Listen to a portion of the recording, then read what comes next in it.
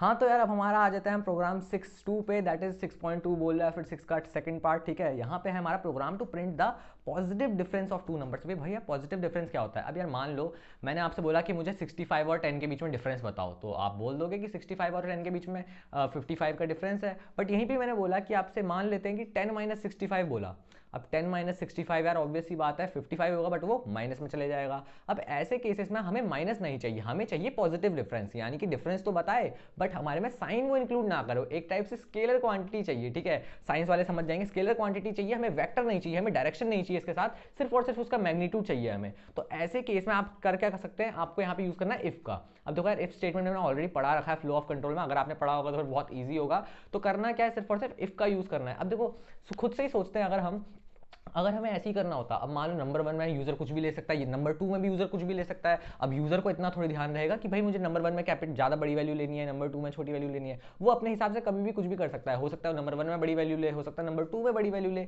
तो इसके लिए हमें करना क्या पड़ेगा, सबसे पहले हमें चेक करना पड़ेगा। ठीक है, हम चेक कैसे करेंगे, चेक होता है इफ की वजह से। ठीक है, इफ की वजह से हम क्या करेंगे, if number 1 is greater than number 2। अब ये क्या हुआ, जैसे कि यार सीधे सीधा आप, मैं आपको दिख रहा होगा स्टार्टिंग में तो हमने नंबर 1 नंबर 2 डिक्लेयर कर दिए, जैसे कि यार सेम जो हमने फर्स्ट में किया था, number 1 number 2 INT input same वही चीज़ है। ठीक है, कोई डिफरेंस नहीं है यहाँ पे। मेन चीज़ आती है यहाँ पे करने वाली, if number 1 is greater than number 2, अगर नंबर 1 नंबर 2 से बड़ा है। अब देखो नंबर 1 बड़ा है यानी कि हम क्या करेंगे, नंबर 1 में से माइनस करेंगे किसको, नंबर 2 को, तो नंबर 1 माइनस नंबर 2 हो जाएगा। अब यहाँ पे जो डिफरेंस की वैल्यू है नंबर 1 माइनस नंबर 2 है। बट अगर ऐसा नहीं होता है, देखो दो ही केसेस हो सकते हैं, या तो नंबर 1 नंबर 2 से बड़ा होगा या फिर नंबर 2 नंबर 1 से बड़ा होगा। अब यहाँ पे अगर ये वाला केस फॉलो नहीं हुआ, यानी कि नंबर 1 नंबर 2 से बड़ा नहीं हुआ, तो क्या होगा, नंबर 2 ज्यादा बड़ा होगा, यानी कि तो अब नंबर 2 बड़ा है तो हम क्या करेंगे, नंबर 2 माइनस नंबर 1 कर देंगे। यहाँ पे जैसे कि आपको डिफरेंस में दिख रहा होगा, difference is equal to number 2 minus number 1। क्यों, क्योंकि नंबर 2 ज्यादा बड़ा हो गया एल्स वाले केस में, और इफ वाले केस में नंबर 1 ज्यादा बड़ा है। तो इस तरीके से हम इजिली यहाँ से जो भी डिफरेंस आएगा, अब मान लेते हैं कि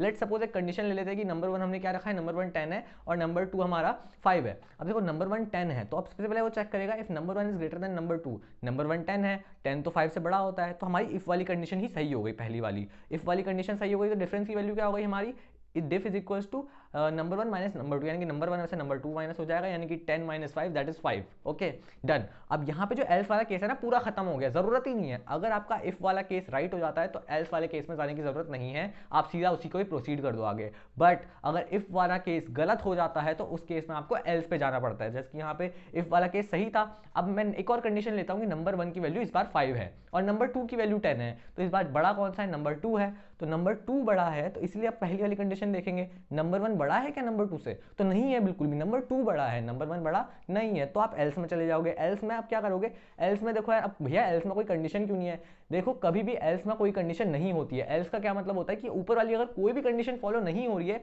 तो आप सीधा एल्स को लगा दो बिना कुछ सोचे समझे।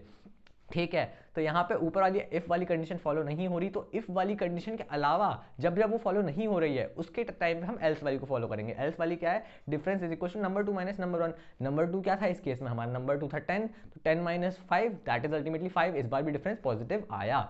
तो ऐसे अगर हम करते हैं तो यहाँ से हमारा जो भी डिफरेंस आएगा दो नंबर्स का हमेशा पॉजिटिव आएगा। तो याद रखना, डिफरेंस निकालने के लिए, दो नंबर्स के बीच में पॉजिटिव डिफरेंस निकालने के लिए आप क्या करोगे, हमेशा इफ का यूज करोगे।